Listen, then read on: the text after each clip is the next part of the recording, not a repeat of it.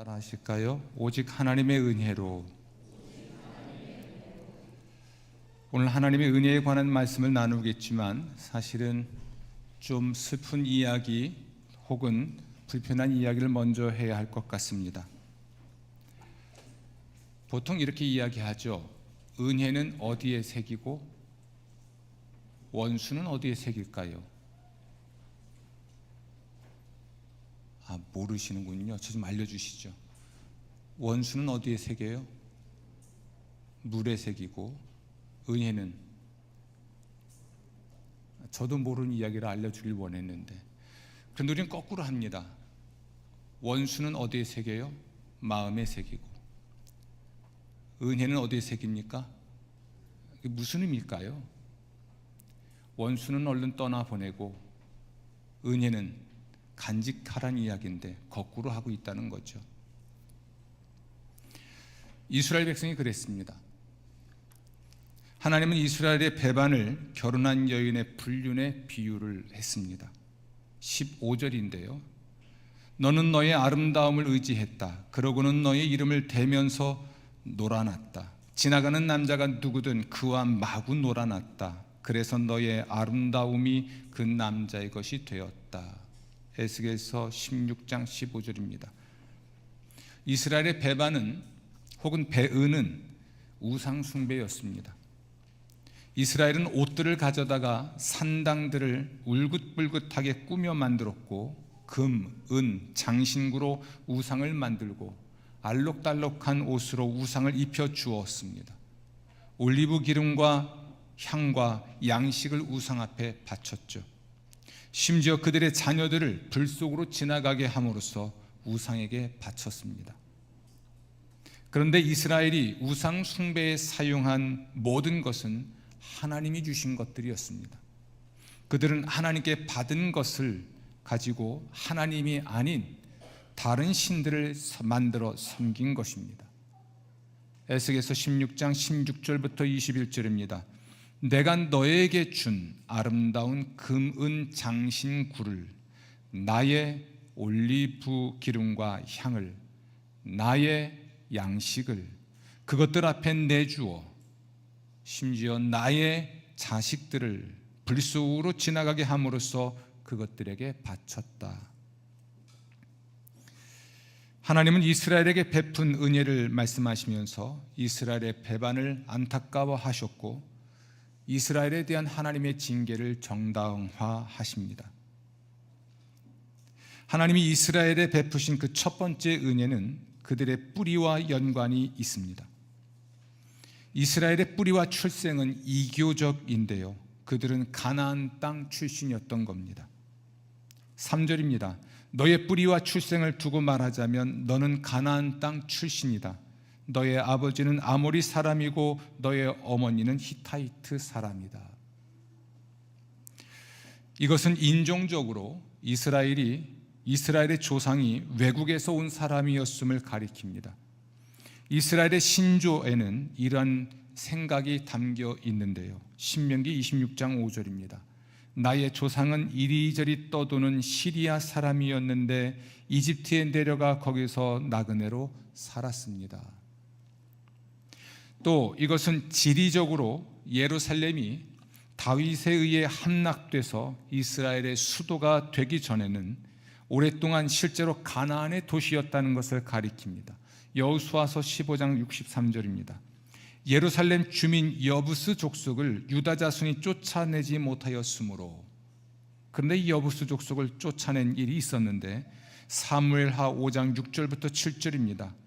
왕과 그의 부하들이 예루살렘으로 가서 그 땅 주민 여부스 사람을 치려하며 다윗이 시온 산성을 빼앗았으니. 하지만 에스겔이 말하는 건 인종적인 이야기, 지리적인 이야기가 아니고 신학적인 이야기입니다. 이스라엘의 기원은 그들이 그토록 멸시하는 열방과 마찬가지로 이교적인 것이었습니다. 그들은 하나님이 아닌 다른 신을 섬기는 사람들이었던 것이죠. 그들은 하나님께 특별한 권리를 주장할 만한 것이 전혀 없었고 그들이 선택을 받아도 될 만큼 특별한 이유가 없었습니다. 그러면 그들은 어떻게 하나님의 성민, 거룩한 백성이 될 수 있었을까요? 그것은 오직 하나님의 사랑과 약속을 지키시는 하나님의 신실하심 때문이었습니다. 신명기 7장 6절부터 8절입니다.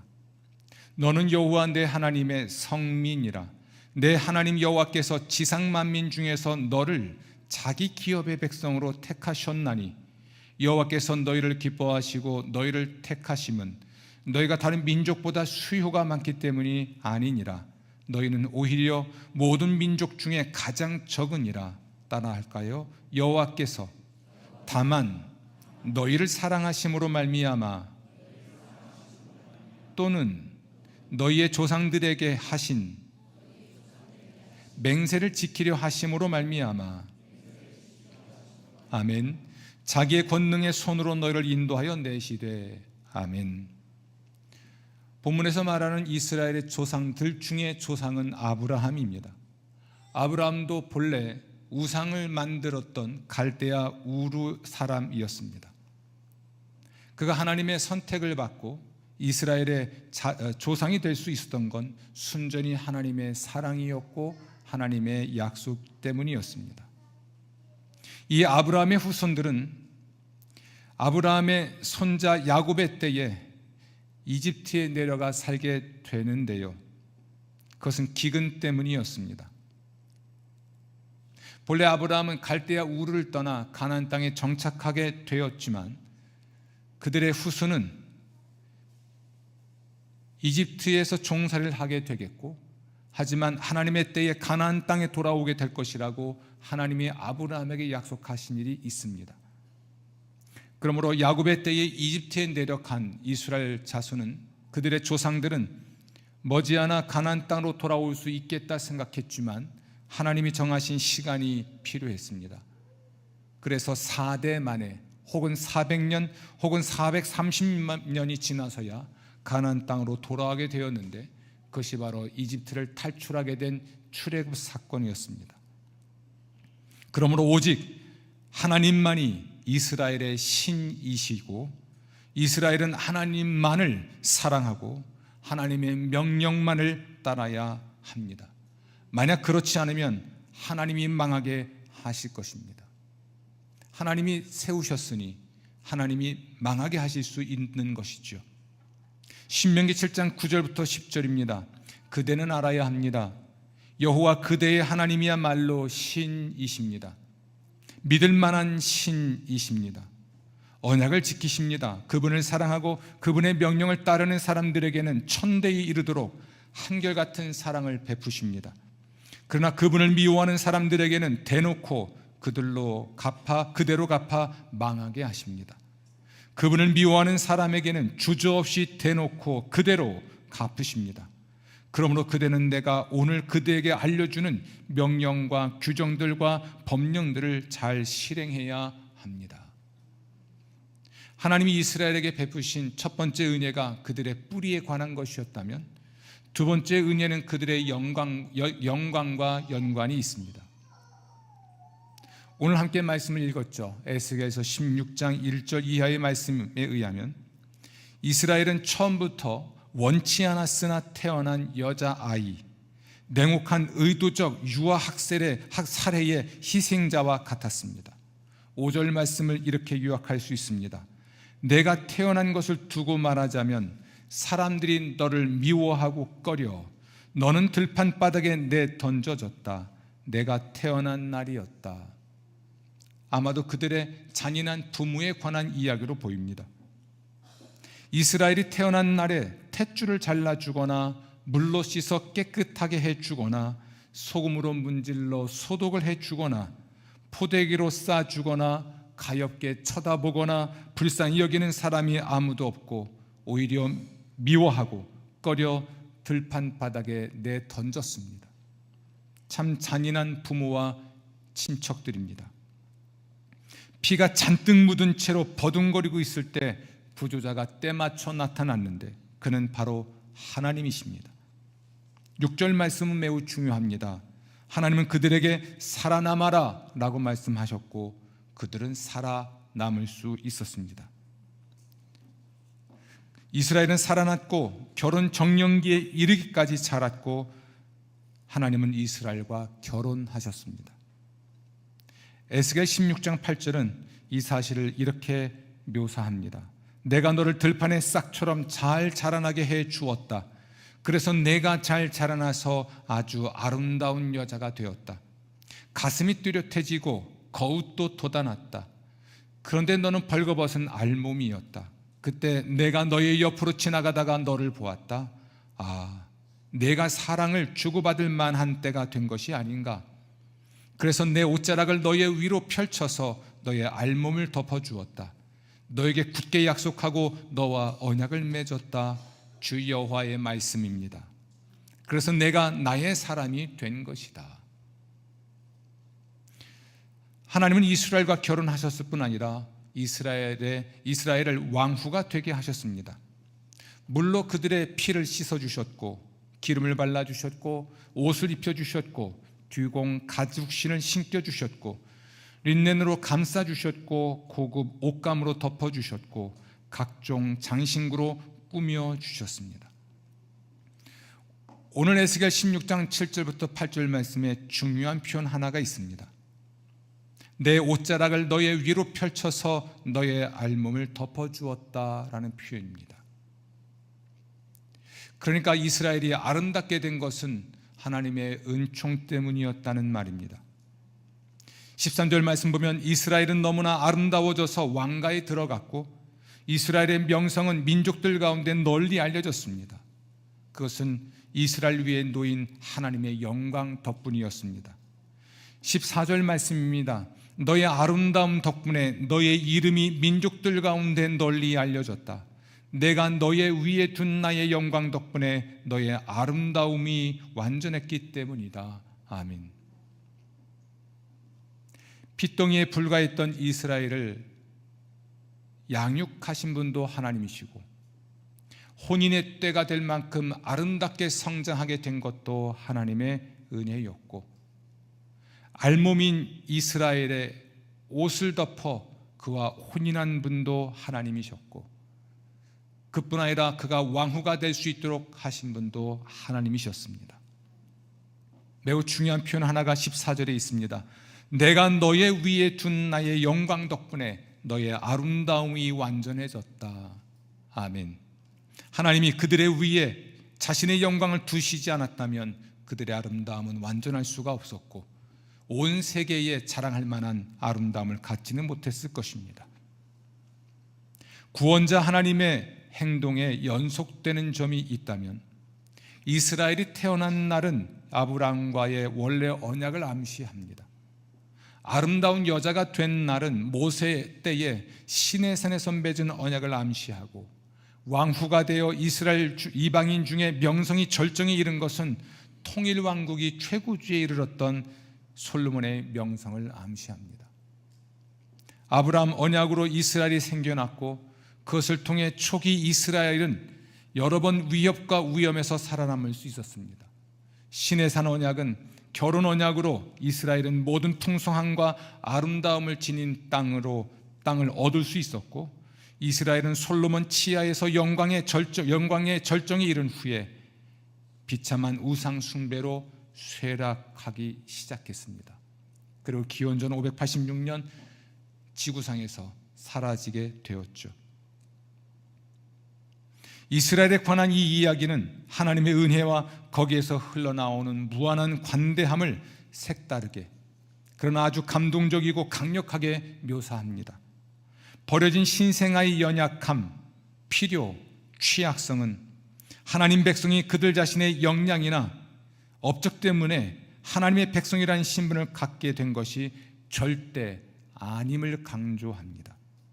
오히려 그들의 존재 자체가 살아남아라 라는 하나님의 명령에 좌우되는데요, 하나님이 살아남아라 라고 말씀하셨고 이스라엘은 살아남게 되었기 때문이죠. 게다가 그 어린아이의 부모가 이교도였다는 것과 그들이 얼마나 잔인하고 수치스럽게 행동했는가를 강조한 것, 그러니까 아이의 피를 닦아주거나 소금을 문질러 소독을 해주거나 혹은 강보에 싸서 보호하지 않고 광야에 버린 이 행동들을 강조한 건 이 유아에게는 호감이 가거나 특별하거나 칭찬할 만한 것이 전혀 없었음을 가리킵니다. 이 아이는 그를 사랑해야 했던 사람들조차 전혀 원치 않았던 존재였습니다. 그렇다면 하나님의 행동, 그러니까 이스라엘을 양육하고 보호하고 이스라엘과 결혼하고 이스라엘을 왕후가 되게 한 이 모든 하나님의 행동은 전적으로 하나님의 자발적인 무조건적인 사랑에서 나온 것입니다. 신약 성경은 하나님의 은혜가 그리스도께 회심한 사람들의 삶에 가져온 영광스러운 변혁을 크게 기뻐합니다. 우리에게 주신 하나님의 관대한 선물에 놀라고 그것이 없었다면 우리가 처하게 되었을 비참한 상태를 상기시킵니다. 아주 유명하고 대표적인 신약 성경은 요한복음 3장 16절입니다. 하나님이 세상을 이처럼 사랑하사 독생자를 주셨으니 이는 그를 믿는 자마다 멸망하지 않고 영생을 얻게 하려 하심이라. 아멘. 하나님이 자신의 유일한 아들을 우리의 구원을 위해 주시지 않았다면 우리는 멸망하였을 것이나 하나님이 그의 아들을 우리의 구원을 위한 희생으로 바치셨기 때문에 우리는 영생을 얻을 수 있게 되었습니다. 이것이 하나님이 베푸신 사랑이고 우린 그 사랑을 인하여 구원받을 수 있게 되었습니다. 빌립보서 2장 6절부터 11절은 하나님의 유일하신 아들 예수 그리스도의 은혜를 우리에게 말해줍니다. 예수님은 하나님의 모습을 지니셨지만 오히려 자신을 비우셔서 종의 모습을 취하셨네.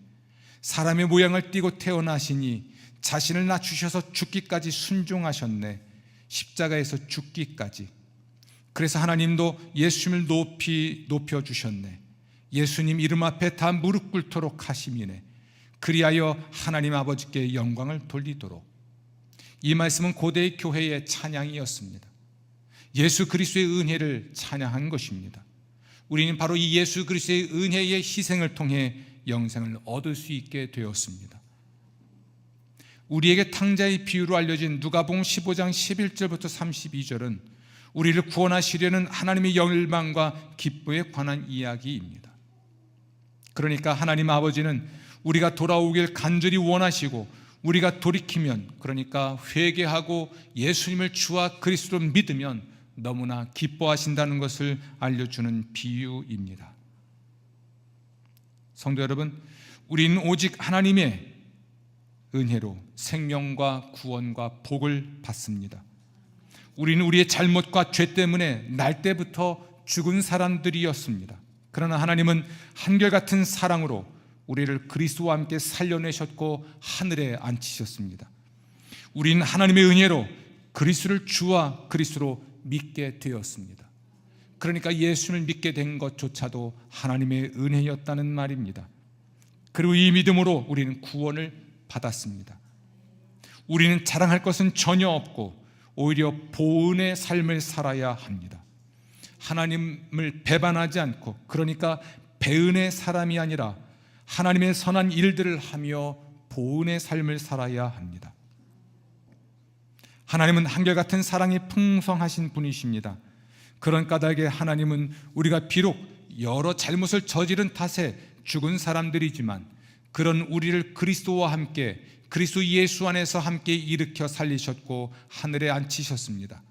은혜로 여러분은 구원받았습니다. 믿음을 통해서요. 이것은 하나님의 선물입니다. 하나님이 미리 마련해 두신 선한 일들을 위해서 우리는 그리스도 예수님 안에서 창조되었습니다. 그리하여 우리가 그 일들을 하며 살아가도록 하신 것입니다. 에베소서 2장 1절부터 10절을 요약해 봤습니다. 보온의 삶을 고백하고 실천한 사람은 사도 바울인데요, 다음은 그의 고백입니다. 하나님의 은혜로 나는 지금의 내가 되었습니다. 그리고 나에게 베푸신 하나님의 은혜가 헛되지 않았습니다.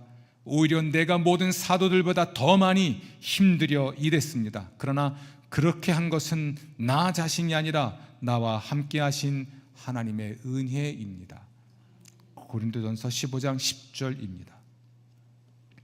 교회는 초기부터 하나님의 구원에 관한 역사적 사실들을 신조와 노래로 만들어 기억하고 고백하며 신앙을 지켰습니다.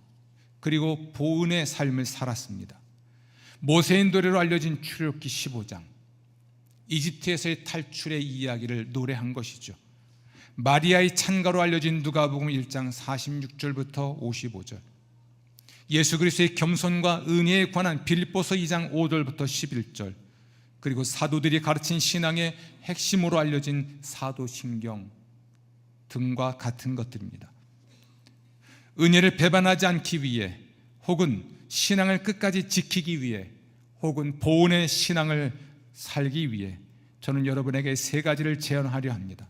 이것은 역사적 교회와 성도들이 실천했던 것들인데, 사도신경으로 신앙을 고백하고, 십계명으로 신앙을 실천하고, 주기도문으로 기도하는 겁니다.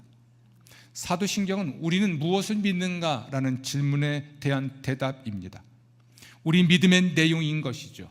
창조, 성육신, 새 창조에 이르는 기독교의 거대 담론을 담고 있습니다. 아버지 하나님, 하나님의 유일하신 아들 주 예수 그리스도, 성령, 교회, 성도의 교제, 죄의 용서, 몸의 부활, 영생에 관한 진리가 그 내용입니다.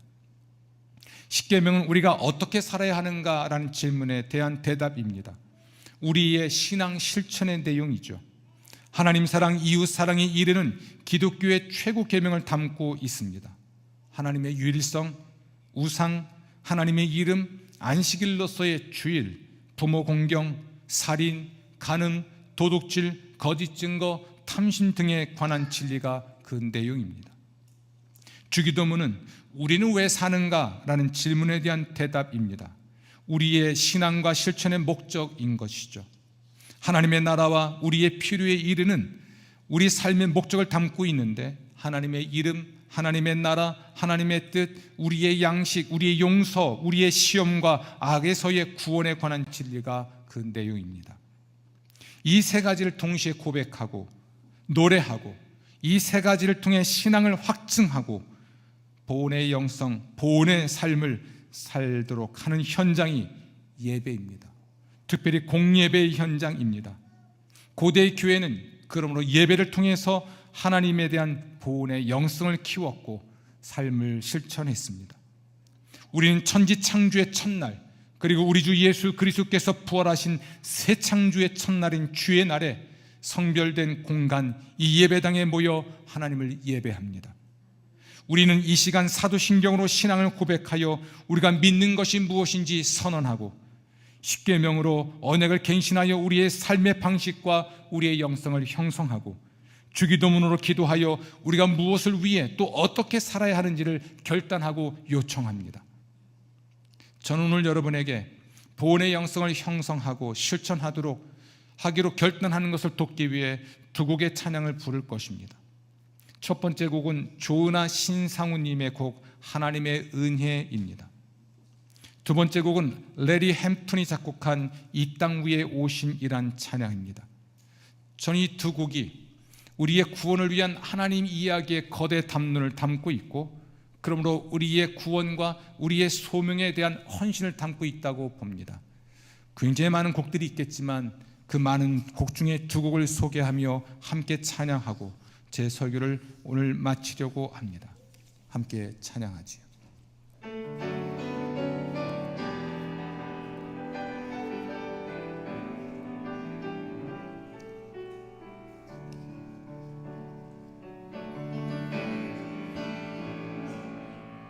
나를 지으신 이가 창조,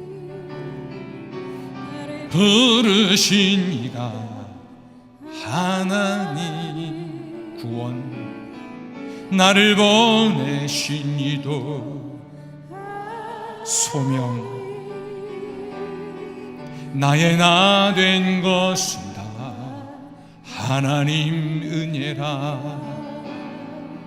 나의 달려갈 길 다하도록,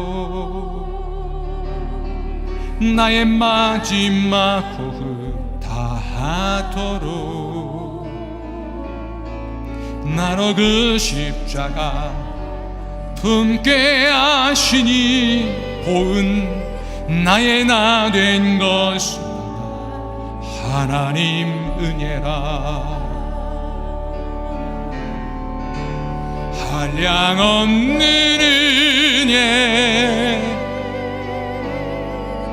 갚을 길 없는 은혜, 내 삶을 애워싸는 하나님의 은혜. 나 주저함 없이 그 땅을 밟음도 나를 붙드시는 하나님의 은혜.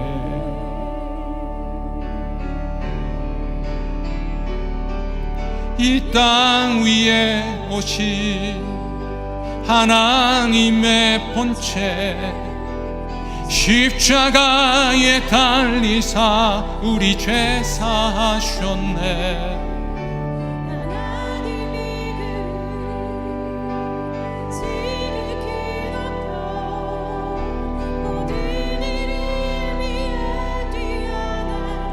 우리 예수 이름 앞에 전하고, 우리 예수 이름 앞에 전하고, 모든 입이 주를, 예수는 주 그리스도 영광 중에 오실 주를 보리라. 선포할지어다, 선포해. 왕께 만세, 존귀와 위엄을 찬양해. 왕의 왕께 만세, 주 예수 하나님. 우리 고대하네, 우리 고대하네. 아멘. 주 예수여 오시옵소서. 다시 사신 왕의 영광 이 땅을 비추네.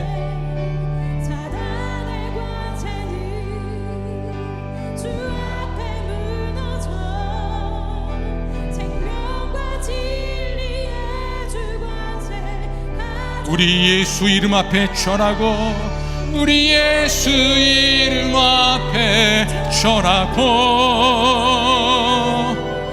모든 입이 주를 신해. 영광 중에 오실 주를 보리라. 선포할지어다, 선포해.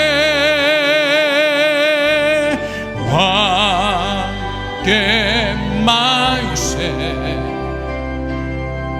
존귀와 위엄을 찬양해. 왕의 왕께 만세, 주 예수 왕께 만세. 왕께 만세, 존귀와 위엄을 찬양해. 왕의 왕께 만세, 주 예수 하나님.